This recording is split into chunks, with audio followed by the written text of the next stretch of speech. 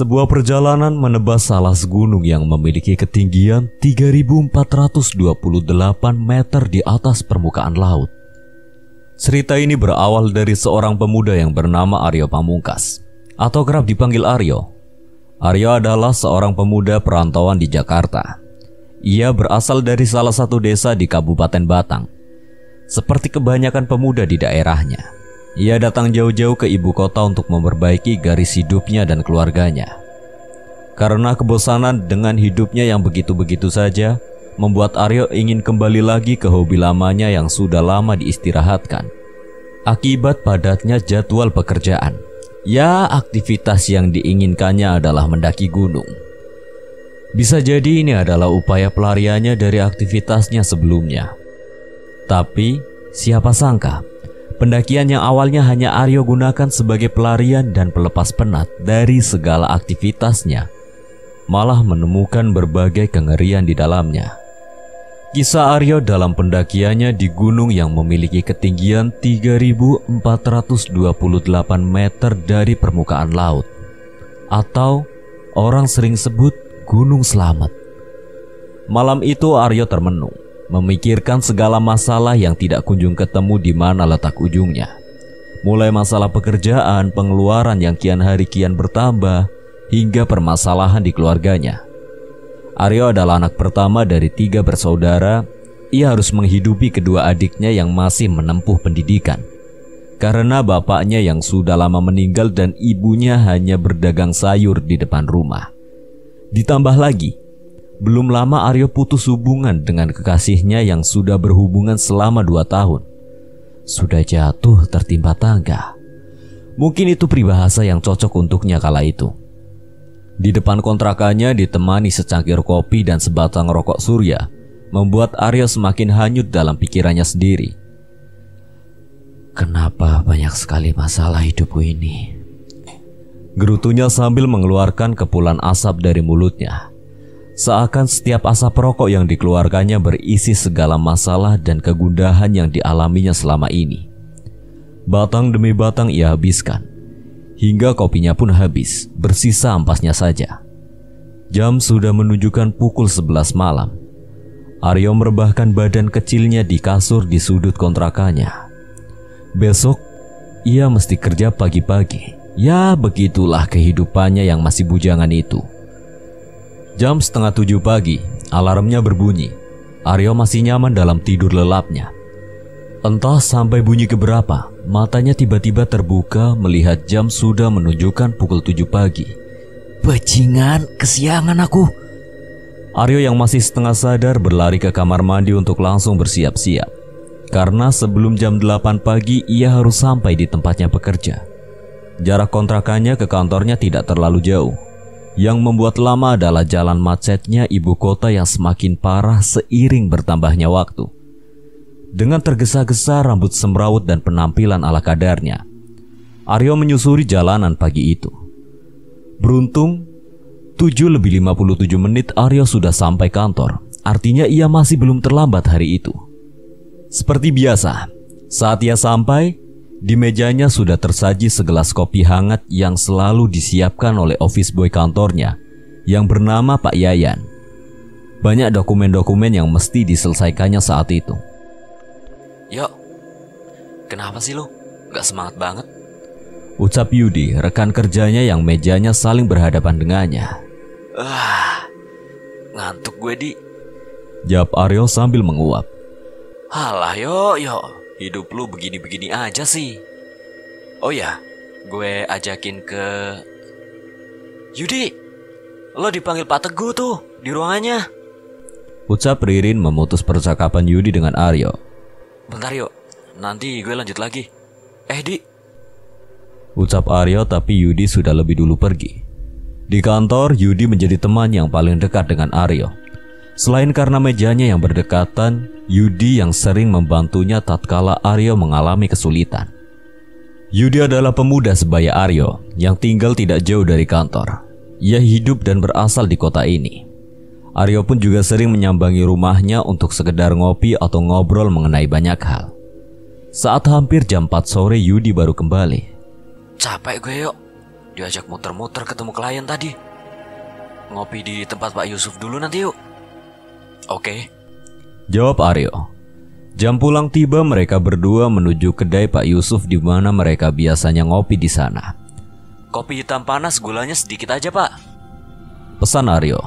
Saya es susu Pak. Lah, Di, ngajaknya ngopi sampai sini lu pesen es susu. Jompo lu. Pengen minum yang seger-seger gue. Panas banget tadi keluar kantor siang-siang bolong. Jawab Yudi sambil tertawa. Kalian punya temen gitu juga nggak? Gayanya ngajak ngopi tapi sampai sana pesannya teh anget atau susu. Lo mau ngajakin gue kemana tadi? Oh iya, sampai lupa gue. Muncak yuk, kita cuti bulan depan. Kan Jumat tanggal merah tuh. Senin sampai Selasa, Rabu Kamis atau Kamis dan Seninnya kita cuti. Wajah Aryo nampak biasa saja. Yudi semakin merayu dan meyakinkan Aryo. Gak kangen apa lo naik gunung lagi? Udah lama kan lo gak naik gunung. Kangen gue, pengen masak mie instan sambil ngopi di puncak. Lo mau ngajak kemana? Selamat. Nah, boleh tuh. Gue udah lama pengen kesana belum kesampaian. Ucap Yudi. Yudi beranjak, ia menuju kalender bergambar logo partai di kedai Pak Yusuf yang tak jauh dari tempatnya duduk. Nah, ini kan libur nih. Ditunjuknya tanggal yang menunjukkan hari Jumat sampai Minggu. Yudi terlihat semangat sekali menjelaskannya. Tampak raut mukanya yang memang rindu dengan dekapan gunung. Lalu kita tambah cuti 2 hari. Tambahnya. Buset dah, 5 hari dong. Lama bener. Kayak anak baru muncak aja lo yuk. Rencana gue 1 hari buat perjalanan. Di gunungnya 3 hari. 3 hari udah paling lama. Ya kalau ada tenaga dan nyukup 2 hari ya kita 2 hari lah. Sisanya buat istirahat dulu di rumah biar kita bisa santai. Ucap Yudi. Kita cuti bareng emangnya bisa? Bisa lah. Kan kita beda divisi. Meja kita doang yang sebelahan. Santai lah yo, gampang itu mah. Yang penting sekarang kita kelarin dulu semua kerjaan kita. Biar gampang pas ditinggal cuti. Aryo diam. Ia berpikir dalam hati ia memang memiliki kerinduan dengan gunung dan segala ceritanya. Malah diem, sok mikir lu yuk. Oke deh, kapan ngajuin cutinya? Senin depan. Jawab Yudi. Setelah sepakat, mereka kembali ke rumahnya masing-masing. Yudi ke rumahnya sendiri dan Aryo ke kontrakan kecil di mana ia banyak mempertaruhkan hidupnya di sana. Di kontrakan, sambil merebahkan tubuhnya, Aryo memperhatikan carrier kesayangannya menggantung di salah satu sisi tembok kontrakannya. Carrier yang dulu setia menemani perjalanannya dari satu gunung ke gunung lainnya. Sebentar lagi kamu kupakai lagi ya. Sabar ya. Begitu kira-kira ucapan Aryo dari dalam hati sebelum akhirnya malam melumat kehidupannya. Hari-hari berikutnya Aryo jalani seperti biasa. Ia belum mempersiapkan rencana pendakiannya sebelum pengajuan cutinya disetujui oleh atasannya. Singkat cerita, pengajuan cuti Aryo dan Yudi disetujui. Mereka berdua cuti di hari Kamis dan Senin, sehari sebelum dan sesudah tanggal merah. Jaraknya 3 minggu dari tanggal keberangkatan mereka. Mulai dari sini, mereka berdua mulai mempersiapkan segalanya. Alat, informasi, serta fisik yang harus prima saat hari pendakian. Mengingat tujuan mereka adalah gunung yang memiliki ketinggian tertinggi di Jawa Tengah. Setiap minggu sepulangnya dari kantor, paling tidak 2 atau 3 kali Aryo dan Yudi pemanasan mempersiapkan fisiknya. Mulai dari olahraga ringan hingga jogging keliling komplek kontrakan Aryo. Persiapan demi persiapan mereka lakukan. Hingga 2 hari menjelang keberangkatan, Aryo yang tengah santai di depan kontrakan sambil scrolling Facebook melihat postingan seseorang bernama Rahmat di grup yang ia ikuti. Cari bareng buat ke Gunung Slamet. Berangkat Kamis minggu ini dari Bekasi 2 orang. Gayung bersambut.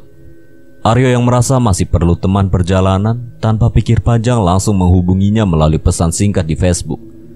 Bang, saya juga mau ke Slamet nih. Saya sudah 2 orang dari Jakarta. Berangkat Kamis juga. Bareng aja kita, ucap Aryo dalam pesannya. Sambil menunggu balasannya, Aryo menelpon Yudi, memberitahu jika akan ada kawan lagi yang berangkat mendaki bersamanya. Di, gue tadi di Facebook nemu orang cari barengan naik ke Slamet hari Kamis. Ada 2 orang. Kita gabung aja ya sama mereka, biar kita nggak berdua aja, ucap Aryo tanpa basa-basi. Serius? Gas lah, jawab Yudi setuju. Tidak lama dari percakapan mereka, Rahmat yang dihubungi Aryo membalas pesan singkatnya. Melalui Aryo mereka berempat sepakat untuk berangkat bareng dan ketemu di stasiun Pasar Senen Kamis pagi.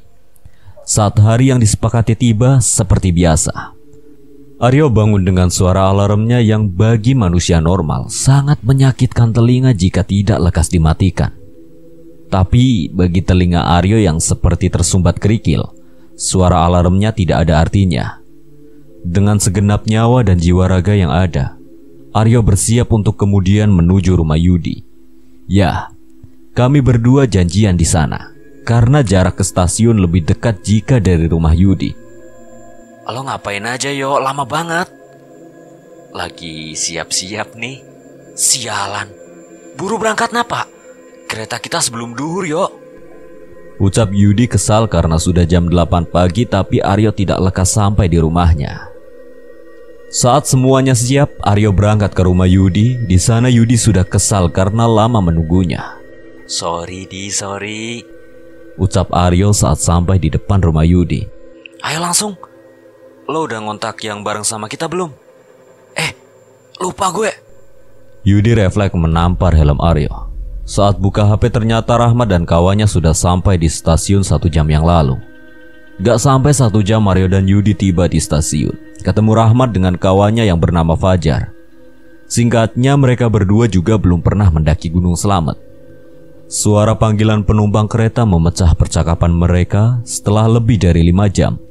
Saat matahari perlahan dilahap oleh gelapnya malam, mereka sampai di stasiun Purwokerto yang merupakan stasiun terdekat dengan Purbalingga. Jalur yang akan mereka jajal adalah jalur melalui Desa Bambangan. Desa yang cukup familiar bagi kalangan penduduk yang akan mendaki Gunung Slamet. Dari stasiun mereka beralih dengan mobil minicab tua yang sengaja disewa Yudi melalui informasi dari kawannya. Dengan mobil ini mereka akan diantar sampai Desa Bambangan oleh Pak Sukron. Pak Sukron merupakan warga Purwokerto yang sudah lama membuat jasa antar jemput pendaki yang akan mendaki Gunung Slamet. Hampir 2 jam perjalanan sudah ditempuh. Hujan tiba-tiba turun, mobil mulai menanjak dan memasuki jalan yang lebih kecil. Ia memperhatikan segala penjuru jalan, sawah dan sungai-sungai yang dilewati Pak Sukron dengan mobilnya dari balik kaca mobil. Jalanan aspal basah ditambah kabut yang mulai terlihat di sekeliling jalan. Saat tengah asyik memperhatikan jalan, tiba-tiba ada seseorang yang menyita perhatian Aryo dari balik kaca. Aryo melihat perempuan parubaya sedang berdiri menatapnya di atas tanah sawah, tak jauh dari jalan raya. Sorot matanya tajam dengan caping di atas kepalanya. Tubuhnya kokoh berdiri meski rintikan hujan menghantam seluruh tubuhnya. Badannya tersorot lampu kuning kecil yang menggantung di atas bambu dekat situ. Aryo memperhatikannya curiga dan timbul pertanyaan di kepalanya. Siapa dia malam-malam di sana? Dan kenapa ia memperhatikannya begitu? Tapi Aryo tidak begitu memikirkannya. Aryo menganggap dia hanya perempuan tua pemilik atau penggarap sawah di sekitar situ. Tidak lama dari situ, seketika tubuh Aryo tersentak kaget karena tiba-tiba ada bisikan datang dari telinga kirinya. Jangan berangkat.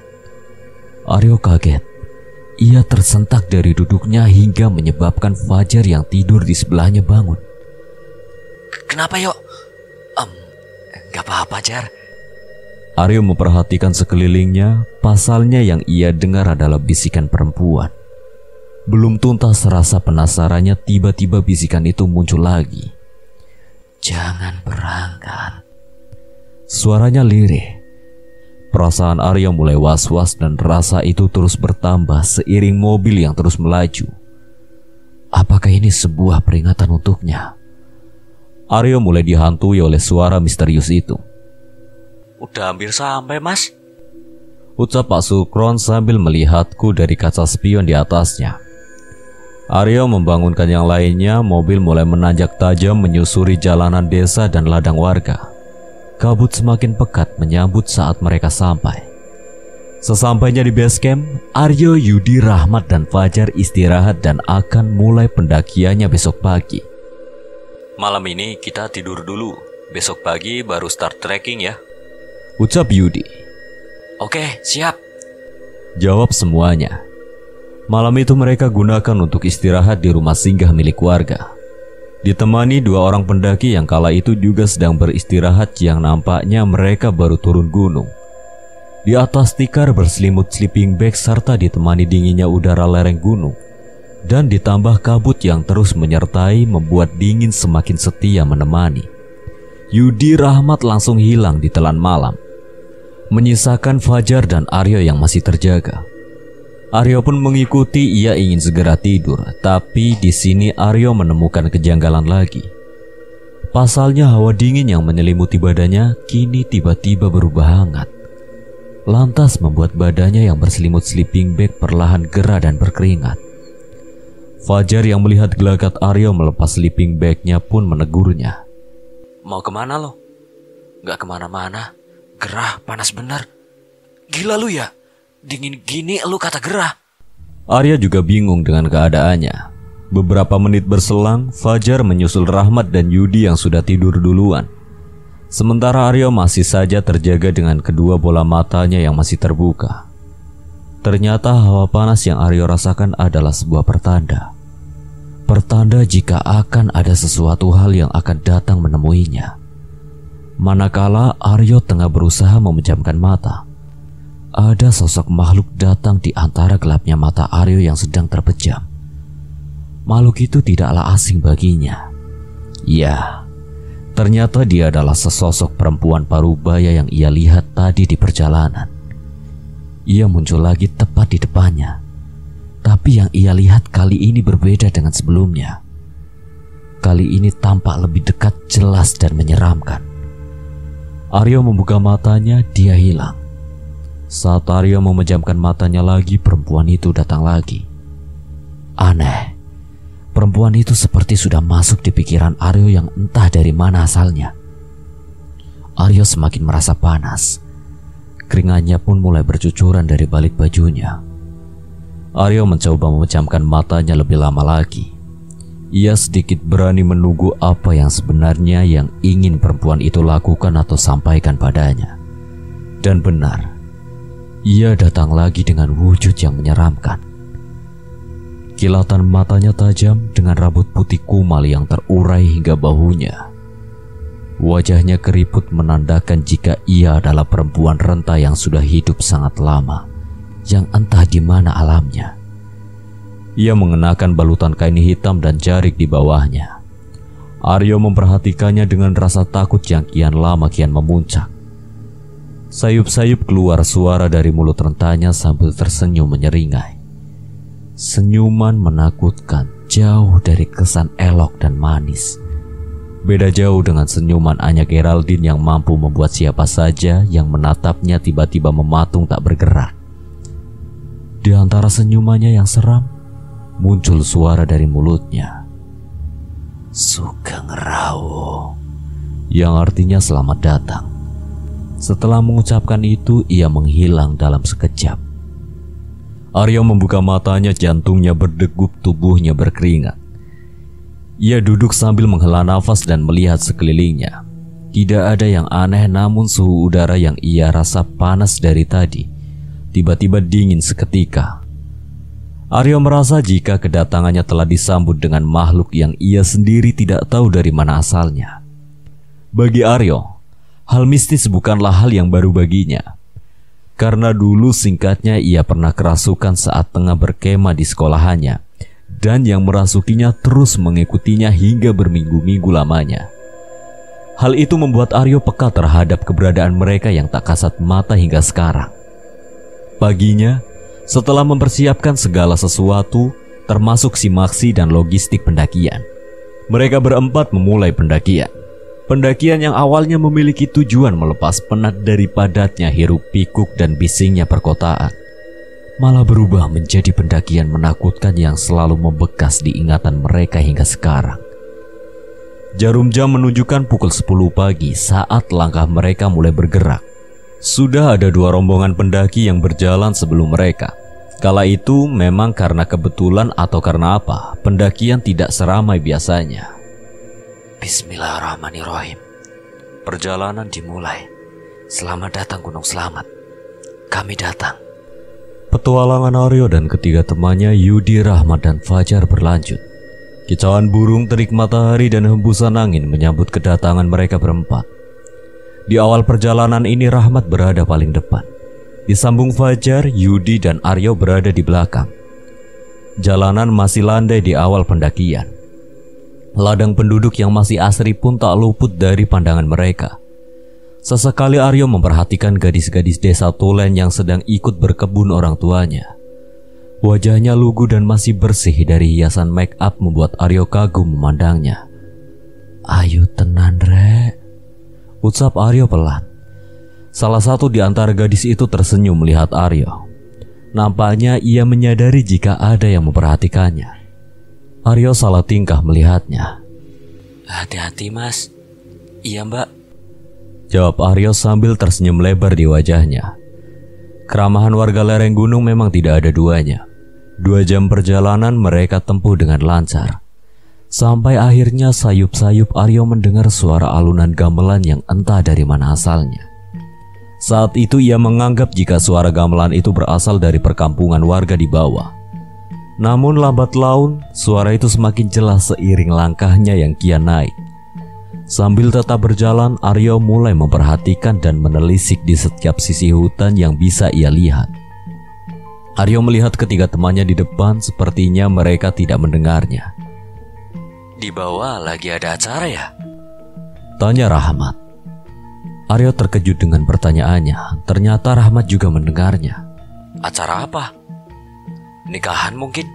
Dengar aja tuh suaranya. Suara apa, Mat? Gamelan. Emangnya kalian gak denger? Langkah Fajar dan Yudi tiba-tiba terhenti. Serius lu, Mat? Fajar tampak kebingungan. Lu denger kan? Tanya Rahmat pada Aryo. Iya, lagi ada acara di bawah kayaknya. Udah, jalan terus aja. Udah, ayo. Nanti kita break ngemil di pos depan. Ujar Aryo menenangkan teman-temannya. Awalnya saling cakap, tiba-tiba hening. Terlihat raut wajah Yudi dan Fajar yang bingung karena ucapan Rahmat. Jalanan terjal dan berliku menyambut langkah mereka hingga sampailah di tanah sedikit lapang yang cukup untuk mereka beristirahat. Suara alunan gamelan itu masih terdengar di telinga Aryo. Suaranya kencang seperti sedang ada pagelaran seni di sekitaran sini. Aryo melihat Rahmat dan memberi isyarat kepadanya. Rahmat yang menyadarinya pun hanya diam dan berusaha memalingkan perhatiannya dari suara itu. Kata orang-orang dulu, kalau mendengar suara gamelan di hutan itu pertanda buruk. Celetuk Yudi tiba-tiba yang entah dari mana teorinya itu. Kagak usah ngomong gitulah, ujar Fajar. Sambil menghisap sepuntung rokok yang baru dibakarnya, Aryo mencoba membersihkan segala pikiran negatifnya tentang temuan-temuannya di awal perjalanan ini. Setelah istirahat, mereka kembali melanjutkan perjalanan. Kali ini kabut mulai merangkak naik dari bawah dan menghalangi penglihatan. Tidak lama dari tempatnya istirahat, ternyata pos 2 sudah dekat. Lanjut ya bang, ucap Rahmat. Semuanya mengiyakan. Alunan gamelan yang terus menyertai yang hanya didengar Aryo dan Rahmat. Tiba-tiba bau wangi datang bersamaan dengan angin yang tiba-tiba muncul. Kali ini semua menyadarinya. Harum. Bau parfum siapa ini ya? Iya, gue juga nyium baunya. Ada pendaki kali di depan, ujar Yudi.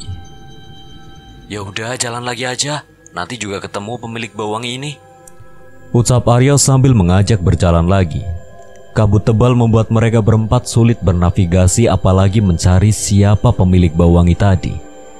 Rahmat yang memimpin perjalanan tidak menghentikan langkahnya.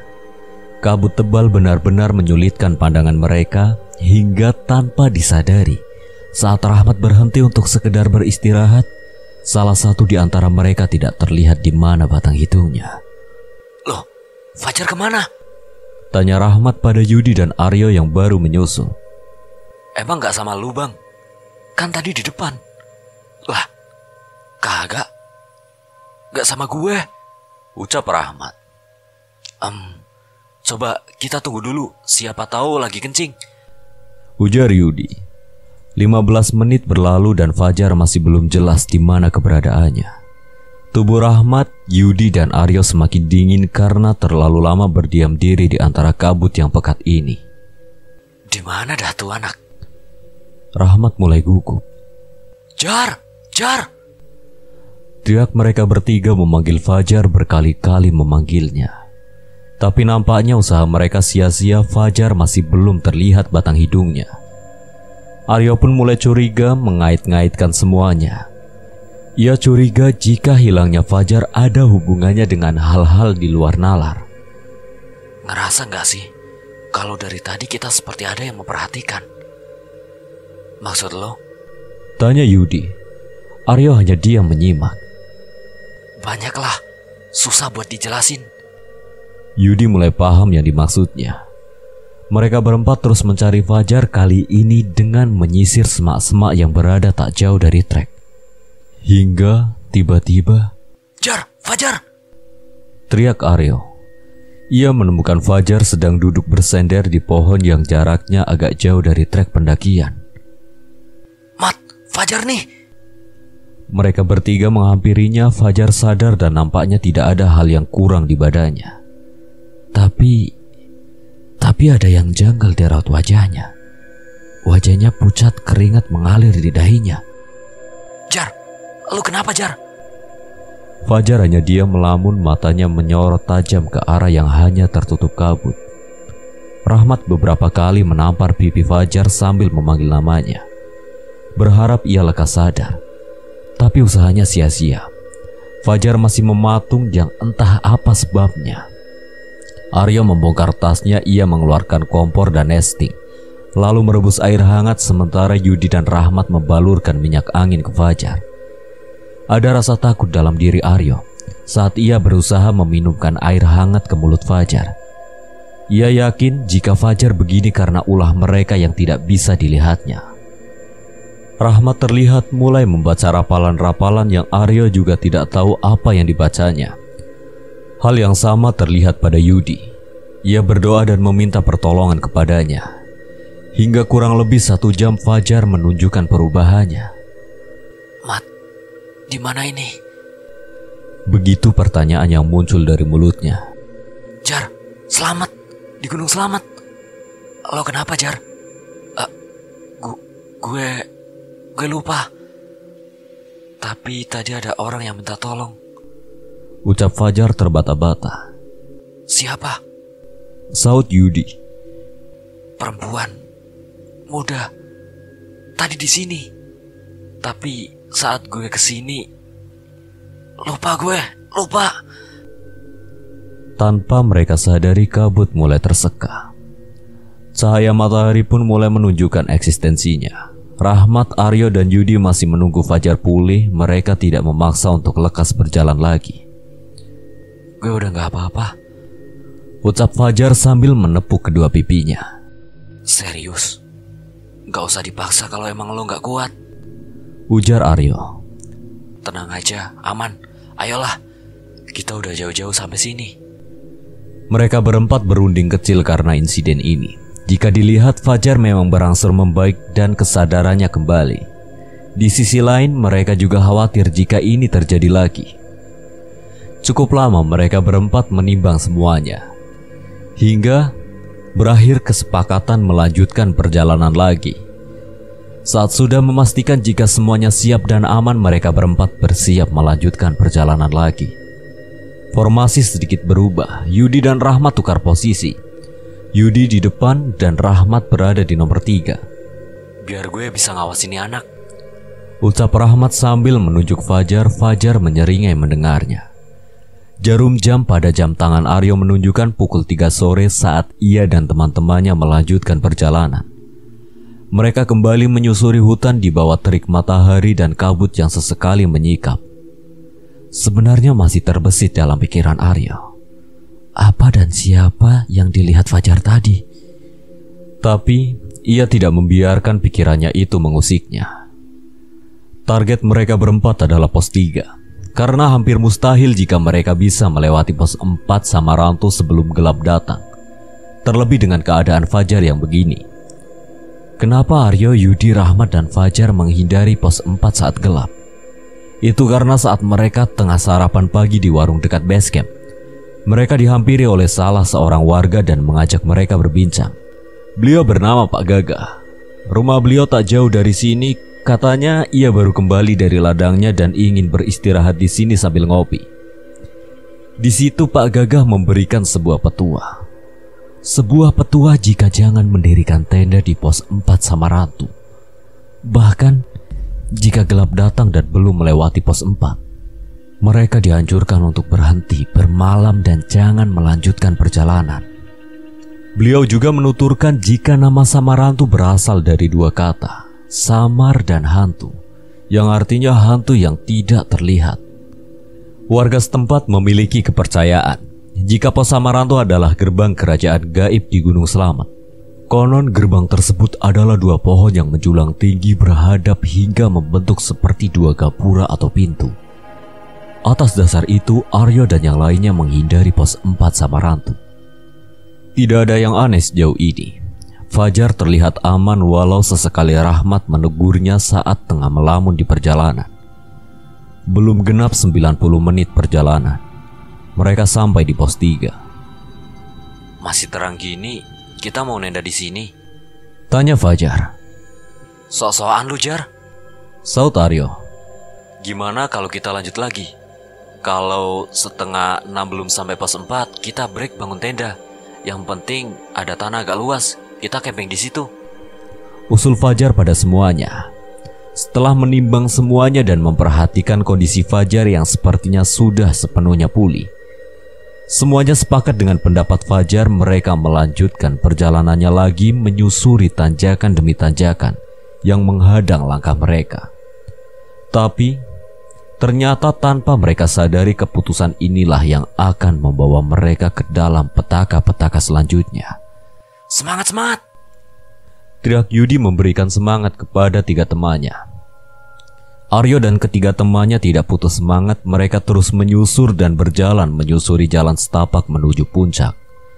Namun saat hampir setengah 6 petang, mereka belum juga menemukan tempat yang layak untuk dijadikan bermalam. Langkah mereka ragu untuk melanjutkan, karena artinya mereka akan melanggar pantangan Pak Gagah. Mereka berempat berunding menentukan bagaimana rencana selanjutnya. Suara azan terdengar dari masjid perkampungan. Suara kicauan burung perlahan berganti dengan suara-suara hewan malam. Gemuruh angin yang menyambar ranting daun-daun pepohonan menambah kesan mistik bagi mereka yang mendengarnya. Suasana yang awalnya terang berkat cahaya matahari kini menjadi gelap, sangat gelap, seperti gelapnya moral para koruptor di negeri ini. Cih. Bismillah, bismillah yuk. Jangan putus memanjatkan doa. Terang Aryo, mereka melanjutkan langkahnya. Dari sini Rahmat kembali mengambil alih. Ia berada di depan sebagai leader perjalanan, diikuti ketiga temannya di belakang. Jar, aman kan? Aman yo, tenang. Tiba-tiba langkah Rahmat melambat. Langkahnya tergopoh-gopoh sangat kelelahan. Lo kenapa, Mat? Tanya Fajar. Capek aja. Semuanya terlihat aman hingga tiba-tiba Aryo melihat hal aneh pada Rahmat. Di antara gelapnya malam yang hanya dibantu cahaya lampu, Aryo terkejut dengan sesosok anak-anak ukuran balita dengan rambut jarang-jarang sedang bergelantungan di keri Rahmat. Kulitnya tersayat-sayat penuh darah. Badannya terkatung-katung mengikuti langkah kaki Rahmat. Mat, aman? Tanya Aryo walaupun ia tahu sebenarnya apa yang menimpanya. Capek, berat banget carrier gue tiba-tiba. Aryo bingung bagaimana caranya ia bisa memberitahu Rahmat jika ada sesosok anak-anak sedang ikut dengannya di carriernya. Ia bingung bagaimana memberitahunya tanpa diketahui Fajar dan Yudi. Aryo memiliki pemikiran ia ingin melemparnya. Aryo mengambil ranting kayu yang ia temukan di dekatnya, kemudian dilemparkannya ke arah sosok anak-anak itu. Ngapain sih lu, Yo? Tegur Yudi yang mengetahui Aryo melempar Rahmat. Aryo melemparnya beberapa kali, bukannya terusir. Yang ada Rahmat malah emosi kepadanya. Kenapa sih, Yo? Gak apa-apa, iseng doang. Jawab Aryo sambil tertawa kecil. Tapi yang terjadi malah membuat Aryo takut. Sesosok anak-anak tersebut menoleh ke arahnya. Aryo takut bulu kuduknya meremang seketika. Pasalnya walau badannya seperti anak-anak tapi wajahnya terlihat tua. Ia menyeringai dengan darah yang mengalir dari mulutnya. Aryo tidak asing dengan makhluk yang ia lihat dengan mata kepalanya ini. Tapi siapa? Makhluk apa? Aryo berusaha mengingatnya. Hobbit. Ya, tidak salah lagi. Bentuk dan wajahnya mirip Hobbit. Makhluk kerdil yang ada pada film Harry Potter. Bingung dan takut berkecamuk jadi satu dalam benak Aryo. Tidak berhenti di situ. Aryo baru saja menyadari jika sosok yang sama terlihat datang lebih banyak lagi, mengikuti perjalanannya di kanan dan kiri. Bahkan beberapa mengganggu langkah kaki Yudi. Beberapa kali menyebabkan Yudi tersandung. Menurutnya itu disebabkan oleh terjalnya jalan atau salahnya saat menginjak tanah atau bebatuan. Tapi tidak. Mereka yang membuatmu tersandung, Di. Ucap Aryo dalam hati.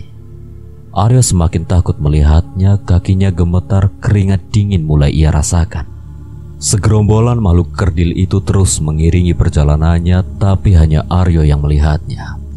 Ia menahan rasa takutnya sendirian. Ingin sekali rasanya ia berteriak, tapi lagi-lagi keberanian menahannya. Ia hanya mampu berdoa dan bermunajat kepadanya, agar apa yang mengelilinginya sekarang sirna.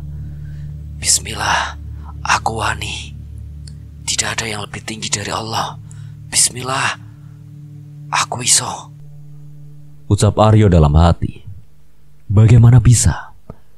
Bagaimana bisa aku menemukan hal seperti ini di sini? Aryo masih belum menerima jika ia harus dihadapkan dengan hal-hal seperti ini. Seberapa kuat Aryo, rasa takut tetap datang menyelimuti otak dan perasaannya. Aryo kesal dan takut, lagi-lagi ia hanya bisa memendam rasa takutnya sendirian. Mat, Di, Jar. Ingin rasanya Aryo memanggil mereka dan menceritakan apa yang ia lihat. Butiran air tak terasa keluar dari kelopak matanya. Aryo menyekap setiap air yang keluar dari dua matanya. Aryo meratapi kejadian-kejadian mencekam yang menimpanya. Saat itu tidak ada yang Aryo harapkan selain bertemu tanah lapang yang cukup untuk mendirikan tenda. Tapi lama waktu yang mereka lalui belum juga menemukannya. Sejak tadi yang mereka temui hanya jalur yang penuh dengan rumput-rumput liar dan pohon dengan akar besarnya. Tenaganya yang terkuras dan oksigen yang menipis akibat malam hari menyulitkan Aryo dan ketiga temannya. Aneh. Jalur terus menanjak, tidak memberi kesempatan mereka untuk menghela nafas panjang. Mat, mau sampai kapan kita jalan terus? Tanya Yudi yang nampaknya mulai menyadari kejanggalan ini. Gue juga bingung. Gue jalan terus karena pengen cepet nemu tempat buat ngecamp. Aryo melihat jam tangannya, ia terkejut karena jam sudah menunjukkan hampir jam 9 malam. Woi, ini udah hampir jam 9 malam. Kenapa kita masih di jalan yang gak ada ujungnya? Ujar Aryo membuat ketegangan bagi teman-temannya. Semuanya bingung. Bingung apa yang harus mereka lakukan. Aryo takut jika memandang Rahmat, karena sosok yang ia sebut hobbit tadi masih menempel di karirnya. Lo kenapa sih, Yo? Rahmat menyadarinya ia curiga dengan tingkah Aryo. Aryo menghampiri dan berbisik pada Rahmat. Ada setan di karirmu. Tukas Aryo yang membuat Rahmat tersentak dan langsung melepas karir di punggungnya. Dengan wajah tegang, Rahmat berlari sedikit menjauh. Kenapa? Fajar dan Yudi bersautan bertanya melihat Rahmat dan Aryo yang nampak ketakutan di antara kegelapan. Gak. Gue kira ada ular tadi. Rahmat dan Aryo masih mencoba menyembunyikannya. Mereka berdua berusaha tegar. Jalan lagi. Ajak Rahmat yang kembali menenteng karirnya. Aryo memberinya isyarat jika karirnya sudah aman.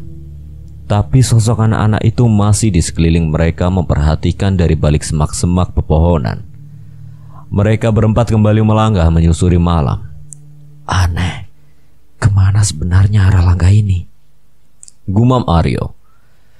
Rembulan malam sedikit menyinari perjalanan mereka. Langkah demi langkah terus menebas sejengkal demi sejengkal luasnya hutan.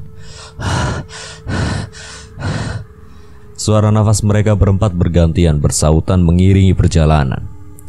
Masing-masing di antara mereka terlihat semakin kelelahan. Beberapa kali Rahmat menghentikan langkahnya untuk sekedar menghela nafas panjang. Rahmat melihat wajah teman-temannya, tak sedikit pun senyum terlukis di wajah mereka. Sebenarnya kita lagi jalan kemana sih? Yudi bingung. Gue gak tahu, jawab Rahmat. Fajar mengambil plastik putih kosong di karirnya, kemudian ia ikatkan di salah satu ranting yang ada di dekatnya. Yang lain diam memperhatikan. Sebagai tanda kalau kita nanti jalan lagi dan ketemu plastik putih ini, tandanya kita hanya berputar-putar saja dari tadi, ujar Fajar. Setelah lelahnya sedikit hilang, mereka kembali berjalan. Rahmat memperhatikan plastik putih yang diikat Fajar. Tapi firasat Fajar benar. Setelah 30 menit berjalan, mereka kembali menemukan plastik putih yang diikatkan Fajar tadi. Kita coba jalan lagi, ajak Rahmat. Lagi-lagi mereka menemukan plastik itu lagi. Rahmat kembali mengajak berjalan lagi dan kembali di tempat itu lagi. Jam berapa sekarang, Yo? Tanya Fajar pada Aryo. Aryo melihat jam tangannya karena di antara mereka berempat hanya Aryo yang mengenakan jam tangan. Tapi jam gue mati. Ah? Kok bisa? Gue juga gak ngerti.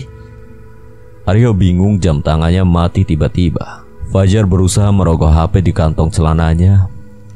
HP gue mati. Hal itu sontak membuat Rahmat dan Yudi juga mencari keberadaan HP-nya. Hal serupa juga menimpanya. Semua HP dan jam tangan milik Aryo mati tiba-tiba. Mereka mulai putus asa, tubuhnya lelah karena berjam-jam terus dipaksa untuk berjalan. Tak sepatah kata pun keluar dari mulut mereka. Semuanya diam, meratapi kemalangan yang sedang menimpa mereka. Kemalangan segerombol pemuda yang tersesat di hutan belantara Gunung Selamat. Di tengah kerisauan, Aryo melihat kerlip-kerlip cahaya di kejauhan. Ia memastikan berkali-kali, takutnya yang ia lihat hanya fatamorgananya belaka. Tapi pandangannya tidak berubah. Ia yakin jika yang dilihatnya bukanlah fatamorgana saja. Lihat gak? Itu banyak lampu. Iya. Alhamdulillah kita selamat. Semuanya melihat, tandanya itu bukanlah fatamorgananya Aryo saja. Kayaknya ada yang ngecamp di situ. Yuk jalan yuk, ajak Yudi. Semangat kembali datang pada benak mereka berempat. Mereka bangkit dan berjalan ke arah kerlipan lampu yang mereka lihat dan percayai adalah cahaya dari segerombolan pendaki yang sedang bermalam. Rahmat mempercepat langkahnya. Yudi, Fajar, dan Aryo pun mengikutinya dari belakang. Mereka memaksa tubuh untuk bergerak lebih cepat agar lekas bisa beristirahat. Awalnya tidak ada keraguan dan penuh semangat tatkala mereka menghampirinya. Tapi saat hampir sampai, yang mereka lihat justru membuat rasa semangatnya sirna tiba-tiba. Rasa takut yang hilang tadi pun seketika datang lagi. Semuanya saling melihat satu sama lain, seakan tidak percaya dengan apa yang mereka lihat. Pasalnya yang ada di depan bukanlah tenda-tenda atau perapian milik pendaki, melainkan sebuah perkampungan lengkap dengan penduduknya. Rahmat seketika menghentikan langkahnya. Yang ia lihat bukan seperti yang ia bayangkan. Yang awalnya mereka kira adalah area camp, nyatanya adalah sebuah perkampungan dengan rumah-rumah dan penduduk yang lalu lalang di dalamnya. Pukul gue. Ucap Rahmat. Ia berharap jika apa yang dilihatnya hanyalah halusinasinya saja. Balik lagi yuk, bisik Aryo pelan. Aryo membalikan badannya melangkah pelan-pelan menjauh, diikuti Fajar, Yudi, dan Rahmat. Aryo berjalan pelan menjauh dari perkampungan itu dengan harapan semoga tidak ada penduduk di sana yang menyadari kedatangan mereka. Agak jauh Aryo membawa teman-temannya. Saat dirasa aman, Aryo meletakkan tas carrier-nya. Gak bener ini. Apa salah kita sampai dibuat begini? Semuanya diam, bingung, takut. Di antara heningnya malam itu seorang lelaki tua berjalan ke arah mereka. Ia datang dari arah perkampungan yang mereka hampiri tadi. Siapa itu? Cetus Fajar yang menyadari kedatangannya dari kejauhan. Mereka sedikit menjauhkan carrier dan area duduk dari jalan yang mereka lewati, agar tidak terlihat dari pandangan lelaki tua itu. Lelaki tua itu berjalan yakin meski tanpa membawa bantuan cahaya sekalipun. Langkahnya tepat, meski banyak semak belukar di depannya. Siapakah dia? Apa dia penguasa hutan ini? Ya Allah, aku takut. Ucap Yudi yang bisa didengar semuanya. Mereka semua takut dan tidak tahu akan berbuat apa. Badan seperti dikunci hingga tidak bisa bergerak walau hanya sejengkal. Aryo bingung dan takut bercampur jadi satu. Keringat sejagung-jagung mengalir deras di balik kaosnya yang sudah lusuh dan berubah warna akibat seharian menyusuri hutan. Mereka berempat hanya bisa duduk sambil menundukkan kepalanya, berharap agar sosok lelaki tua itu cepat hilang dan tidak menyadari keberadaan mereka. Tapi lelaki tua itu semakin lama semakin mendekat. Semakin dekat, semakin dekat. Suara langkahnya yang menyapu daun-daun kering terdengar semakin jelas tatkala langkahnya semakin mendekat. Tiba-tiba sebuah suara muncul di telinga mereka. Koe kape sopoli. Kalian dari mana? Mau apa kesini? Mau cari apa di sini?